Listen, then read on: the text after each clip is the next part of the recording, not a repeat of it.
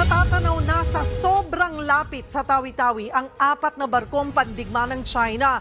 Agad namang umaksyon ang Philippine Navy at binuntutan ang mga ito. Nasa frontline ng balitang yan, si Gio Robles.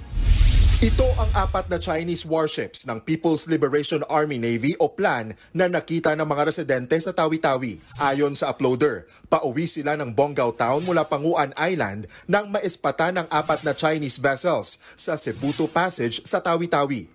Kinumpirma sa News 5 ng Armed Forces of the Philippines, Western Mindanao Command ang pagdaan ng 4 na barko ng Chinese Navy sa Cebuto Passage noong May 2. Umabot ng 5 nautical miles ang pinakamalapit na distansya ng Chinese Navy vessels mula Bonggao Island. Kaya tanaw na ito at pasok na pasok sa 15-kilometer municipal waters ng Tawi-Tawi. Agad itong binuntutan ng barko ng Philippine Navy na BRP Jose Loor Sr. Ayon sa AFP West Mincom, katakataka ang Chinese warship sa lugar. Pero hindi ito ang unang pagkakataon na may mga foreign vessels sa Cebuto Passage. Ang Cebuto Passage ang naghihiwalay sa Borneo at Sulu Archipelago.